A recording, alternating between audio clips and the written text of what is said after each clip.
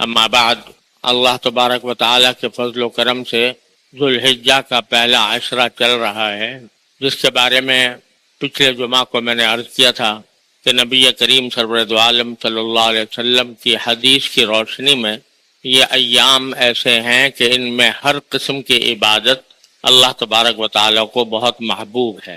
तो इसके कुछ अय्याम गुजर चुके हैं और कुछ बाकी हैं। अल्लाह तबारक व तआला अपने फजल व करम से हमें इनकी कदर पहचानने की तौफीक अता फरमाए और उसमें अल्लाह तबारक व तआला अपनी तरफ रुजू और इनाबत की सआदत से हमें बहरावर फरमाए। अब जो दिन बाकी हैं उनमें कुछ ऐसी इबादतें हैं जो इन दिनों के साथ खुसूसियत रखती हैं और 9 ज़िलहिज्जा को यानी मंगल के दिन, आने वाले मंगल के दिन, उसको यौम अरफा है हमारे लिहाज से। और यौम अरफा का रोज़ा रखना, इसके बारे में नबी करीम सल्लल्लाहु अलैहि वसल्लम ने यह फजीलत बयान फरमाई है कि जो शख्स यौम अरफा का रोज़ा रखे उसको उसके 1 साल पहले के और 1 साल बाद के अल्लाह ताला गुनाह मुआफ़ फरमा देता है। तो इतनी बड़ी फजीलत इस अरफे के दिन के रोज़े में है। अल्लाह ताला इस फजीलत को हासिल करने की हमें तौफीक अता फरमाए। यहाँ ये वजाहत भी कर दूं कि बाज़ लोग ये समझते हैं कि अरफा का दिन हमारे लिहाज से भी वो दिन होगा जिसमें हुज्जाज अरफात में वकूफ़ करते हैं। हमारे और सऊदी अरब में आम तौर से एक दिन का फ़र्क रहता है, यानी सऊदी अरब में अरफे का दिन पीर को होगा और हमारे लिहाज से मंगल को होगा। तो बाज़ हज़रात ये समझते हैं कि यौम अरफा की जो फजीलत है ये उसी दिन है जिस दिन के हुज्जाज अरफात में वकूफ़ कर रहे हों। लिहाजा ये समझते हैं कि भाई हमारे लिहाज से भी हमें पीर के दिन अरफात की और यौम अरफा के अहकाम इख्तियार करने चाहिए। और कहते हैं कि क्योंकि अरफे की फजीलत इसी वजह से है कि उस दिन हुज्जाज अरफात में वकूफ़ करके हज का सबसे बड़ा रुकन अदा करते हैं। लिहाजा चूंकि वो पीर के दिन कर रहे हैं, लिहाजा हमें पीर के दिन को समझना चाहिए कि हमारा यौम अरफा भी वही है। लेकिन ये बात सही नहीं है। जो चांद के इख्तिलाफ से जो दिनों में इख्तिलाफ होता है दुनिया में, कि बाज़ औक़ात एक दिन का फ़र्क पड़ जाता है, तो उसमें शरीयत का उसूल यह है कि हर जगह उसके अपने उफुक का एतबार होता है। हमारे उफुक के लिहाज से जिस दिन 9 तारीख होगी उस दिन अरफा का दिन होगा हमारे लिहाज से, अगरचे सऊदी अरब में एक दिन पहले हो गया हो। शब कदर का भी ऐसा ही मामला है कि शब कदर में भी आम तौर से हमारे और सऊदी अरब में एक दिन का फ़र्क होता है। तो बाज़ लोग ये समझते हैं कि भाई जिस दिन वहाँ शब कदर हो रही है उसी दिन हमारे यहाँ भी होगी। ये बात गलत है।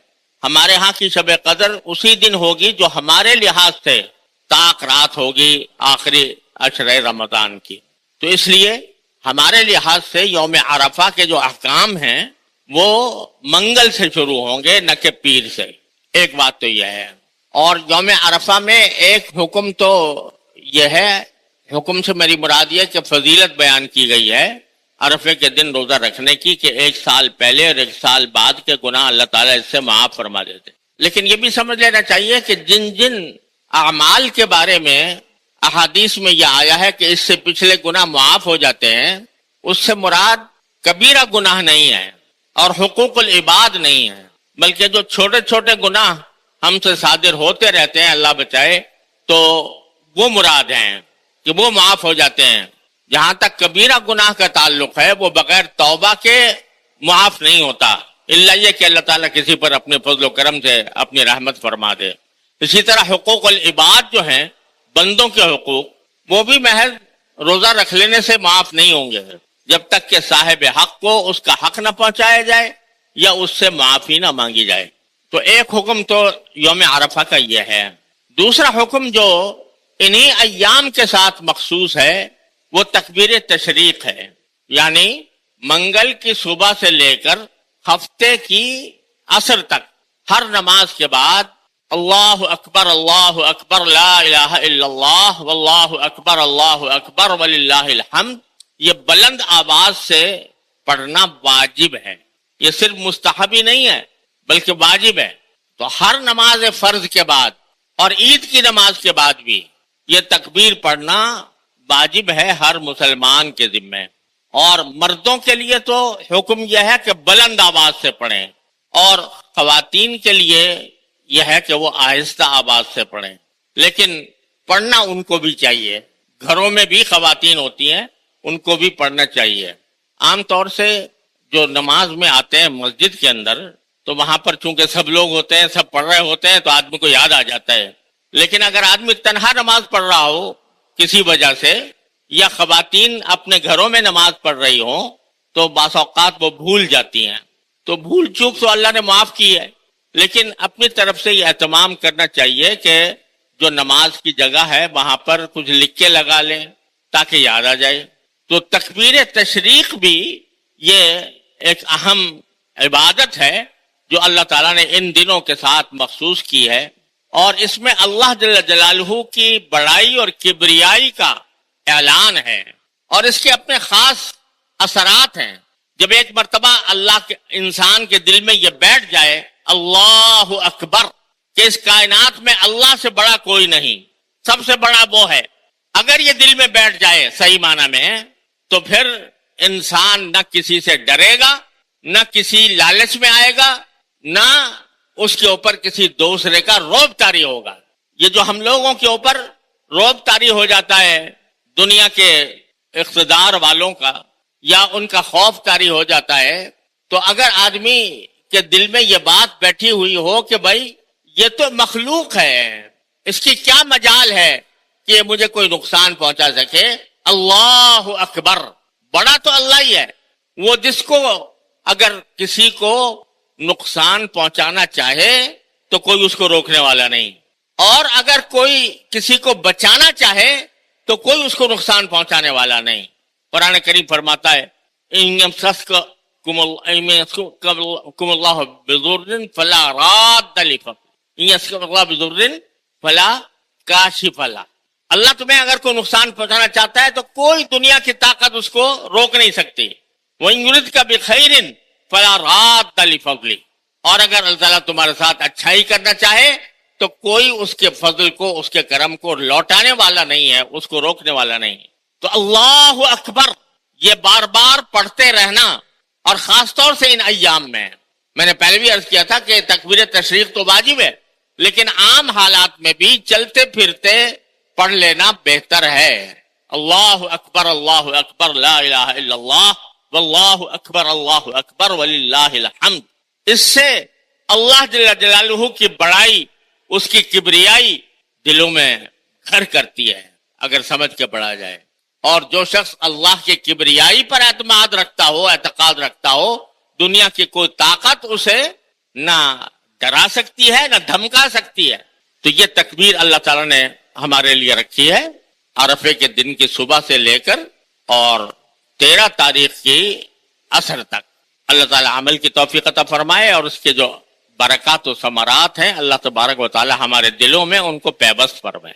تیسری جو عظیم عبادت اس زمانے کے اندر اللہ تعالیٰ نے رکھی ہے وہ قربانی کی عبادت.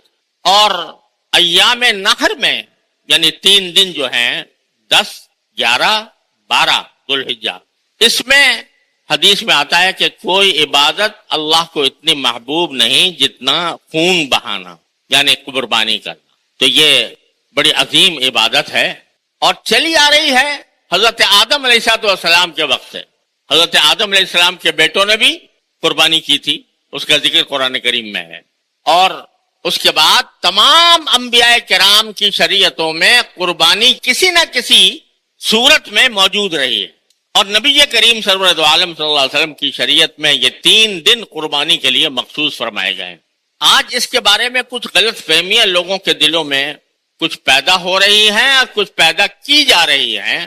الیاذ باللہ، جن لوگوں کو دعویٰ ہے کہ ہم اپنے عقل سے کام لیتے ہیں، وہ یہ کہتے ہیں کہ بھائی یہ قربانی کی عبادت جب ادا کی جاتی ہے، اتنے جانور قربان کیے جاتے ہیں تو قوم کا اربوں روپیہ یہ اس کے اندر خرچ ہو جاتا ہے، نالیوں میں بہہ جاتا ہے.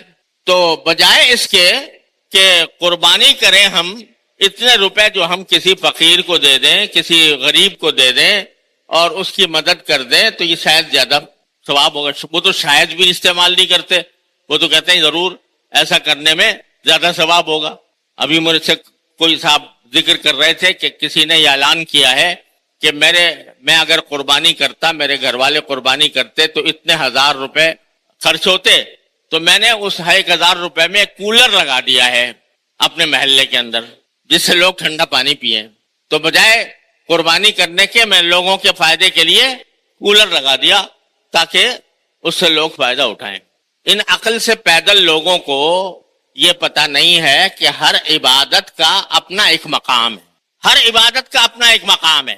نماز، کوئی شخص کہے کہ بھئی نماز میں میرے 15 منٹ خرچ ہوتے ہیں تو یہ 15 منٹ میں جا کے مریضوں کی عیادت کر لیا کروں گا بجائے نماز پڑھنے کے، مریضوں کی تیمارداری کر لیا کروں گا تو ان سے فائدہ ہوگا. تو یہ حماقت ہوگی نہیں ہوگی کہ آدمی وہ جو کام جس وقت میرے مولا نے فرض کیا ہے اس کو ادا کرنا یہی بندگی ہے. اور قربانی کا فلسفہ ہی یہ ہے، قربانی کا سارا فلسفہ ہی یہ ہے کہ آدمی اللہ تبارک و تعالیٰ کے حکم کے آگے سر جھکا کر اپنے سارے مفادات کو قربان کر دے. یہ قربانی کس کی یاد میں ہو رہی ہے بھائی؟ سب مسلمان جانتے ہیں کس کی یاد میں؟ حضرت ابراہیم علیہ السلام اور حضرت اسماعیل علیہ السلام. اب اچانک ابراہیم علیہ السلام کو حکم آ جاتا ہے کہ اپنے پیارے چہیتے بیٹے کو قربان کر دو، ذبح کر دو. پلٹ کے ابراہیم علیہ السلام نے یہ نہیں پوچھا یا اللہ میاں یہ میرے بیٹے نے کیا قصور کیا ہے؟ نابالغ بچہ ہے. نابالغ بچہ جو ہوتا ہے وہ تو جہاد کی حالت میں بھی، جنگ کی حالت میں بھی اس کو مارنا جائز نہیں ہے. اور یہ نہ جنگ کی حالت ہے نہ کچھ ہے، نہ اس نے کوئی گناہ کیا ہے، یہ معصوم بچہ ہے، کیوں قربان کروں اس کو؟ اللہ تعالیٰ سے پلٹ کے نہیں پوچھا. بیٹے سے کہا کہ بیٹا میں تمہیں خواب میں دیکھ رہا ہوں کہ میں تمہیں ذبح کر رہا ہوں. بیٹے کو بتایا کہ انبیاء کا خواب بھی وہی ہوتا ہے. تو اس سے پوچھا بتاؤ تمہاری کیا رائے ہے؟ فانظر ماذا ترى. تو بیٹا بھی اگرچہ نابالغ تھا لیکن وہ بیٹا تھا جس کے صلب سے رحمت العالمین صلی اللہ علیہ وسلم تشریف لانے والے تھے. اس نے بھی پلٹ کر یہ نہیں کہا ابا جان مجھ سے کیا قصور ہوا، مجھ سے کیا غلطی ہوئی جس کی وجہ سے مجھے قتل کیا جا رہا ہے. جواب میں کیا بولا؟ جواب میں کہا کہ افعل ما تؤمر یا ابت افعل ما تؤمر. ابا جان جس بات کا آپ کو حکم دیا گیا ہے وہ کر گزری ہے اور میری فکر نہ کیجئے. ستجدونی انشاءاللہ من الصابرین، آپ مجھے انشاءاللہ صبر کرنے والوں میں پائیں گے. یہ ہے نا یادگار قربانی کی. تو اس سے آپ بتاؤ کہ یہ جو حکم تھا کہ میں اپنے بیٹے کو قربان کر دو، اس کو عقل کی کسی ترازو میں تول کے دیکھ لو، اس کا کوئی تعلق عقل سے سمجھ میں آتا ہے؟ باپ اپنے بیٹے کو مارے، ایسے بیٹے کو نابالغ ہے، ایسے بیٹے کو جو بے قصور ہے، اور خود اپنے ہاتھ سے ذبح کرے بیٹے کو. کوئی عقل میں آتی ہے کوئی بات؟ لیکن پیغمبر تھے تو انہوں نے کہا جی عقل بقل کچھ نہیں ہے ہماری، اصل بات تو میرے مالک کا حکم ہے، لہذا لٹا دیا. فلما اسلم وتلہ للجبین، دونوں اللہ کے حکم کے آگے جھک گئے اور باپ نے بیٹے کو پیشانی کے بل لٹا دیا. خاص طور پہ قرآن نے ذکر کیا کہ پیشانی کے بل لٹایا، یعنی الٹا. کیوں؟ تاکہ میں باپ ہوں، کہیں جب چھری چلاؤں اس کے اوپر اس کا معصوم چہرہ میرے سامنے آئے تو کہیں میری چھری رک نہ جائے، تو الٹا لٹایا. یہی آزمائش تھی. اللہ تبارک و تعالی نے فرمایا کہ یا ابراہیم قد صدقت الرؤیا، تم نے خواب پورا کر دیا، اپنے کرنے کا کام کر لیا، میرے حکم کے آگے جھک گئے، اپنے بیٹے کو قربان کرنے کے لیے تیار ہو گئے. تو اب دیکھو ہم نے کیا معجزہ دکھانا ہے کہ اسماعیل تو ایک جگہ بیٹھے مسکرا رہے ہیں اور ان کی جگہ ایک مینڈھا ذبح کیا ہوا پڑا ہے. یہ ہے نا اصل ابراہیم، یہ سنت ابراہیمی. تو یہ سنت تو ہے ہی اس کام کے لیے کہ جب اللہ تبارک و تعالیٰ کا حکم آ جائے تو عقل کے گھوڑے دوڑانا یہ بندے کا کام نہیں ہے. بندے کا کام یہ ہے کہ اس کو اتباع کرے. یہ جو تم عقل کے گھوڑے دوڑا رہے ہو کہ اربوں روپیہ خرچ ہو جائے گا ملت کا، تو یہ عقل کے گھوڑے کہیں اور بیچ کے آؤ. اللہ کا حکم ہے لہذا کرنا ہوگا. پہلی بات تو یہ ہے.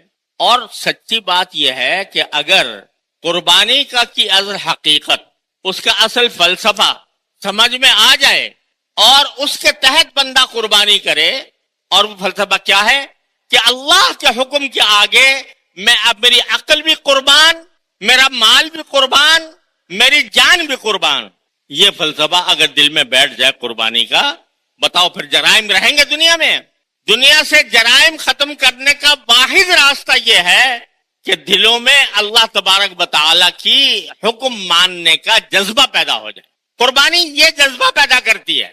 یہ اربوں روپے جو تمہارے خرچ ہو رہے ہیں وہ اس لیے پہ خرچ ہو رہے ہیں تاکہ تمہارے دل میں اللہ تبارک و تعالیٰ کا حکم ماننے کا جذبہ پیدا ہو۔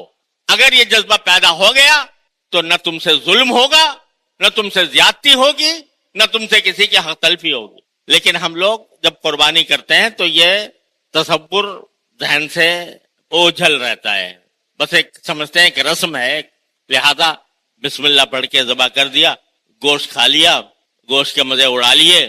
اور یہ تصور جو ہے کہ اللہ کے حکم کو ماننا ہی بندے کا اصل کام ہے، یہ بات ذرا ذہن سے اوجھل ہو جاتی ہے۔ لیکن اگر صحیح معنی میں ہم قربانی کریں تو دیکھو کہ جب قربانی کرتے ہیں تو کیا کہتے ہیں؟ ان صلاتی و نسکی و محیایا و مماتی للہ رب العالمین، میرا عبادت لاکھوں بھی آ جائیں اور کروڑوں بھی آ جائیں، میں اللہ کرم سے کتنے گھرانے ایسے ہیں۔ تو ایک تو یہ پروپیگنڈا آج کل جس کے ذمے قربانی واجب ہے وہ قربانی ادا کرے۔ اور ایک حدیث میں آتا ہے کہ رسول کریم صلی اللہ علیہ وسلم کی طرف منسوب ہے کہ آپ نے فرمایا کہ جس شخص کے اندر استطاعت ہو قربانی کرنے کی اور وہ قربانی نہ کرے تو ہماری عیدگاہ پہ بھی نہ آئے، عیدگاہ کے قریب بھی نہ پھٹکے، یہ بعید بیان فرمایا۔ اگر استطاعت ہے، البتہ استطاعت پر موقوف ہے، اللہ تعالیٰ نے کوئی حکم ایسا نہیں دیا جو انسان کی وسعت سے باہر ہو۔ اور اس کی مقدار جو فقہاء کرام نے مقرر کی ہے وہ ہے 52.5 تولہ چاندی کی قیمت، جو آج کل کے حساب سے تقریباً 60-70 ہزار روپے کے قریب بنتی ہے۔ اگر اتنے پیسے آدمی کے پاس موجود ہیں یا اتنے پیسوں کا سونا موجود ہے تو پھر اس کے اوپر قربانی واجب ہو جاتی، یا اس کے پاس نقد رکھے ہیں، چاہے اس پر سال بھی نہ گزرا ہو اور چاہے وہ زیور کی شکل میں ہو یا ضرورت سے زیادہ سامان کی شکل میں ہو تو قربانی اس پر واجب ہو جاتی، تو اس کو اللہ تبارک و تعالیٰ کا حکم سمجھ کر ادا کرنا چاہیے۔ بعض جگہوں پر اس قسم کے مغالطے ہیں یا غلط فہمیاں ہیں کہ بھئی شوہر نے کر لیا تو بیوی کی طرف سے بھی ادا ہو گیا، باپ نے کر لیا تو بیٹے کی طرف سے بھی ادا ہو گیا۔ یہ بالکل غلط بات ہے۔ جیسے باپ کی نماز سے بیٹے کی نماز ادا نہیں ہوتی، شوہر کی نماز سے بیوی کی نماز ادا نہیں ہوتی، دونوں کا الگ الگ فریضہ ہے۔ شوہر کا الگ فریضہ ہے کہ نماز پڑھے، بیوی کا الگ فریضہ ہے کہ نماز پڑھے، تو ایک کا دوسرے سے کوئی تعلق نہیں۔ اسی طرح اگر گھر میں ایک سے زیادہ افراد ہیں اور ہر ایک صاحب نصاب ہے، یعنی ہر ایک کے پاس گنجائش ہے قربانی کرنے کی، تو پھر ہر ایک کے ذمے الگ قربانی واجب ہے۔ لہذا یہ جو خیال پیدا ہوتا ہے لوگوں کے دلوں میں کہ بس چلو گھر میں ایک ہو گیا تو بس کافی ہے، یہ خیال درست نہیں ہے۔ ہر ایک آدمی کو یہ کام کرنا چاہیے اور اللہ تبارک و تعالیٰ کی اطاعت کے جذبے سے کرنا چاہیے، اللہ تعالیٰ کا حکم ماننے کے جذبے سے کرنا چاہیے۔ اور اس زمانے میں جو عبادت اللہ تعالیٰ نے رکھی ہے اس عبادت کی روح کو سمجھنے کی ضرورت ہے، اور وہ یہی ہے اللہ تعالیٰ کی اطاعت۔ ان صلاتی و نسکی و محیای و مماتی للہ رب العالمین۔ اللہ تبارک و تعالیٰ اپنے فضل و کرم سے، اپنی رحمت سے ہم سب کو اس پر عمل کرنے کی توفیق عطا فرمائے۔ وآخر دعوانا الحمدللہ رب العالمین۔